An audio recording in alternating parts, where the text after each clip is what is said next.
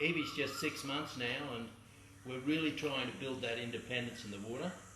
We've been trying to build independence by getting her to hold on to fingers or rings. And you can see how strong she is now.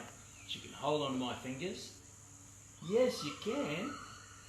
And what I want to be able to do is build her independence by having her actually hold on to me. If I leave her down nice and low, it's easy for her to hold on. But once I start to lift her up out of water, there's no upthrust, there's no buoyancy, so she has to be stronger. But down you go, Dal. Nice and low. Put your head back. Oh, you went under. You went under. You let go. You let go. Because she's been conditioned to the water from birth, that little mishap didn't worry her at all. Now I've got to try to get that grip to go to my shirt. Now, come on. Let's see you start hold. That's it. You're such a good girl. Oh, you're holding on strong. Oh, you let go. Come on, get up there on Lollipop's shoulder. Hold on tight. Look, I believe every lesson in the warm-up should have some conditioning within it. We prepare them for their submersion. So simply it's Evie, ready, go. See, she's quite happy to have that water on her face. Evie, ready, go. As your child gets more conditioned and more used to the water in the face, you can use a larger cup and pour a little bit longer. So it would be Evie, ready, go, 1, 2 and 3. Once the baby can happily accept 3 seconds with the water over their face during the conditioning process. Evie, ready, go, 1, 2 and 3. Once they can do that easily, you can move to assisted submersions. Make sure you hold your baby in that horizontal position. Get down nice and low so you can give eye contact to the baby. Do you notice how my hands are spread underneath the chest so I can actually kick her legs up? It's also a great position, you little monkey, to allow them to kick and move. Oh, you've got a kick happening, haven't you? Oops, you dipped your face under. See how she dipped her face under? Didn't worry her because she's had plenty of water on her face. Evie, ready, go. Lift. Oh, I could see her take a breath. 2 and 3. Up you get. That was so good. That was so good. Evie, ready, go. Down, 2 and 3 and up. I hold her all the time. You are so good. You are getting so good. Because the breath control is just so good, now I know I can let her go and let her have her first free float. I want to give my little granddaughter her first free float. Okay, darling?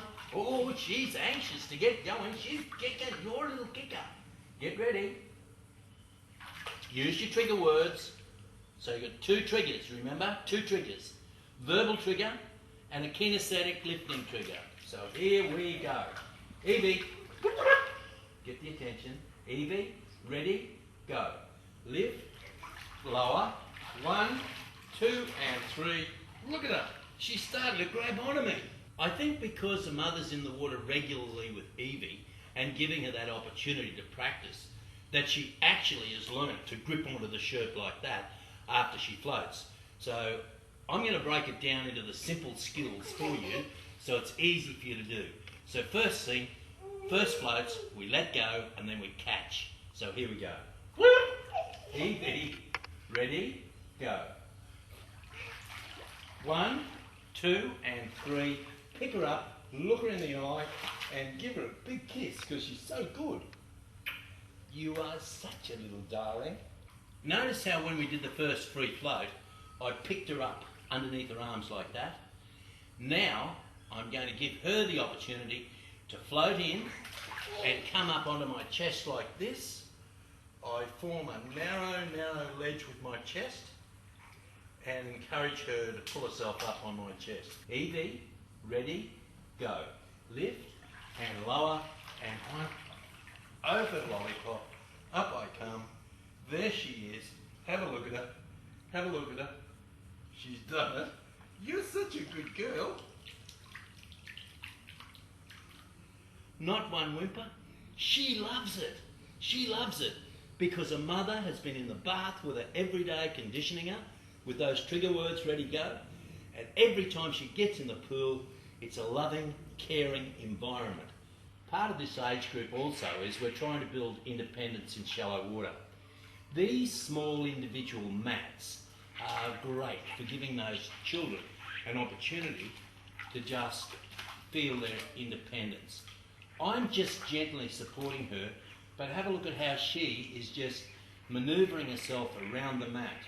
She's quite strong in the arms now and can lift her head up out of the water on land, so we're encouraging her to do that in the water as well. Very careful to watch her to see that she doesn't dip or go right underwater, but you can see she's in that rolling around stage. Oops, turn around here, Bubba. Oops, you nearly went off the mat. This is great for vestibular stimulation as she rolls over and rights herself. There she goes again. What a good girl you are. Get her around. Come on. Come on, little champion. Over you go. Over you go. Over.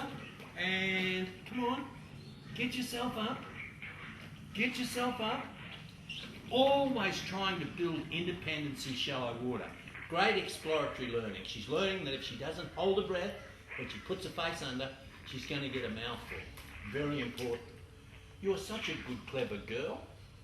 These little individual mats are great for assisting them to back float. So we can lie them down like that, give them something so that they can distract them, and try to just push that little bit of water underneath so their ears sink. Now, she's in that perfect back float position. Put your head back, Bubba. Just gently touch the head like that and stroke it. Oh, she's just at that age where she wants to sit up. Yes, you're learning to sit up, aren't you? Oh, you're getting cranky. If they're getting cranky, they're trying to tell you something. So don't force them. The learn to swim process has got to be fun. Are you going to put your face under? Or are you going to keep... That's a good girl. Look at you rolling. Uh-oh, your face went under. Even though her face went under, you see how she lifted it up? That is fantastic. This is great exploratory learning. Shallow water exploration is really great to teach children the difference between deep and shallow water. She's just at the stage where she's starting to sit up now at 6 months. Not properly yet, but I give her an opportunity to sit up on her own. Toys play a big part in the learn to swim for kids at this age because the colour, they are attracted to colour.